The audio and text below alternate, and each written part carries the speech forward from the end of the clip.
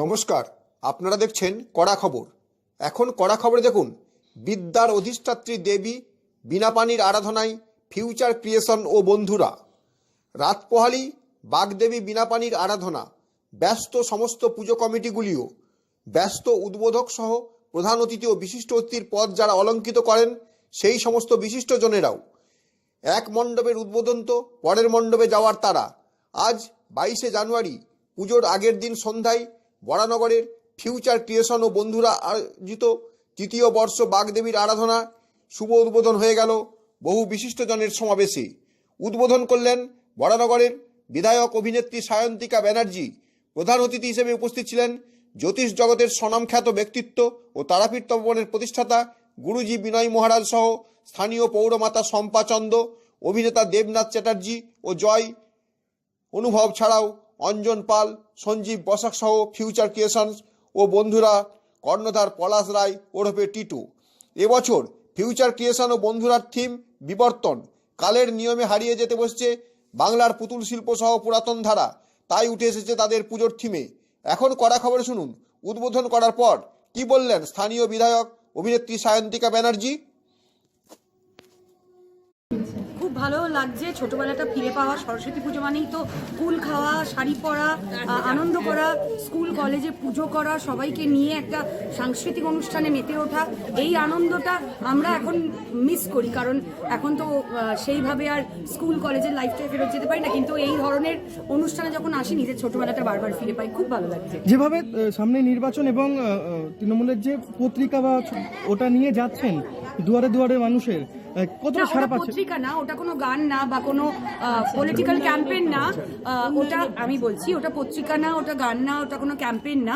ওটা মমতা বন্দ্যোপাধ্যায় বাস্তবে তিনি যে উন্নয়ন করেছেন সেটার একটা খতিয়ান, সেটার একটা রিপোর্ট কার্ড। যে শুধু ভাওতাবাজি করে উনি এতদিন ধরে মুখ্যমন্ত্রী পদে বসে নেই, উনি মানুষের জন্য কাজ করে বারবার নির্বাচিত হয়েছেন। এবং দাদা তো বলেই দিলেন যে চতুর্থবারের জন্য মাননীয় মুখ্যমন্ত্রী মমতা বন্দ্যোপাধ্যায় চতুর্থবারের জন্য মুখ্যমন্ত্রী হবে। এটাই বাস্তব, এটাই ডেস্টিনি। আজ পুজো উদ্বোধনে উপস্থিত ছিলেন জ্যোতিষ জগতের স্বনামখ্যাত ব্যক্তিত্ব ও তারাপীঠ তপবনের প্রতিষ্ঠাতা গুরুজি শ্রী বিনয় মহারাজ। পুজো উদ্যোক্তাদের পক্ষ থেকে তাকে উত্তরীয় পরীয় পুষ্পস্তবক দিয়ে সম্মানিত করা হয়। তিনিও বিধায়ক সায়ন্তিকা ব্যানার্জির হাতে তুলে দিলেন একটি সুদৃশ্য স্মারক। তারপর সংবাদ মাধ্যমকে কি জানালেন তিনি, তাই শুনুন এখন। আপনারও প্রেডিকশন এবং সরস্বতী পুজো কি বলবেন? প্রেডিকশন উনি কি বললেন আমি জানি না, আমি বলবো কারণ এটা একটা অঙ্কশাস্ত্র এবং এটা নিয়ে তোমরা জানো, তোমাদের সংবাদ মাধ্যমের ইয়ে থেকে আমি 2021-এও তোমাদের বলেছিলাম, যেই সময় মনে আছে প্রচুর টানাপোড়েন চলছিল, তখন আমি বুক বাজিয়ে বলেছিলাম যে তৃতীয়বারের জন্য কে হচ্ছেন মুখ্যমন্ত্রী। এবারেও বলছি চতুর্থবারের জন্য মুখ্যমন্ত্রী মমতা ব্যানার্জি হচ্ছে, এটা আমার প্রেডিকশন। এই সরস্বতী পুজো তো আবেগ। এই যে একটু আগে সব শুনছিলাম, সরস্বতী পুজো মানে বাঙালির ভ্যালেন্টাইন, তো সব বাচ্চাদের ভালো কাটুক। আর বিবর্তন দেখলাম নতুন চিন্তাধারা নিয়ে এসছে, হ্যাঁ খুব ভালো করেছে। তাই ফিউচার ক্রিয়েশনের যে কর্ণধার টিটোকে আমি অনেক অনেক বেস্ট উইশেস জানাবো টিটোকে, আরও অনেকে আছে। ভালো থাকবে মহারাজ। আজকে মায়ের কাছে কি প্রার্থনা করবেন?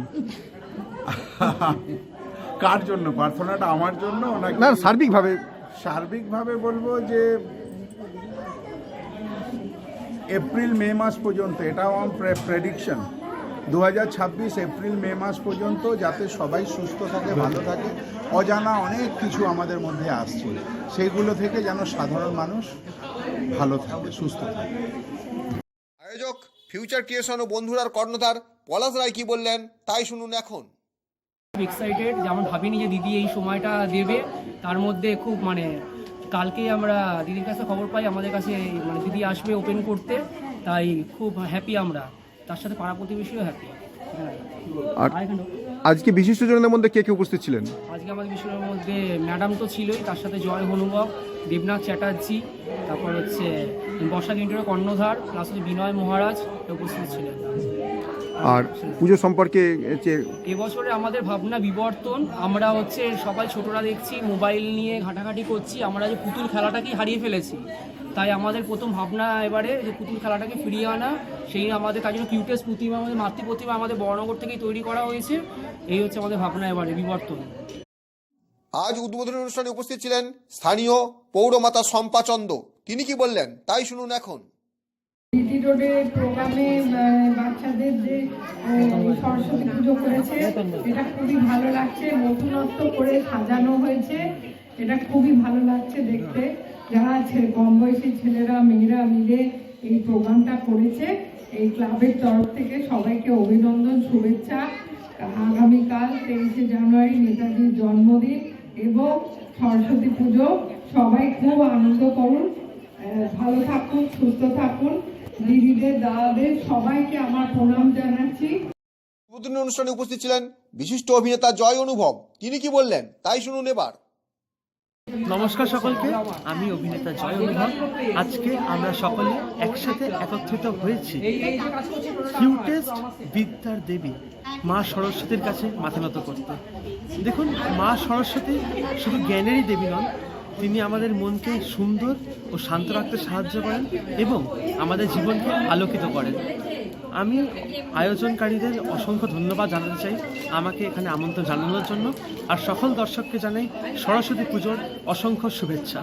এই বছর আমার বেশ কয়েকটি ছবি আসতে চলেছে, জাগরণী, ঘর, তোর নামে, লাভ টি20 আর বদলা দি ফায়ার। তো আপনারা যারা দেখছেন দর্শকদের জানাই প্লিজ সিনেমা হলে আসবেন, ছবিটি দেখবেন। আশা করছি আপনাদের ভালো লাগবে, আর আপনাদের আশীর্বাদ থাকলে আমি আরও বড় বড় কাজ করার সুযোগ পাবো।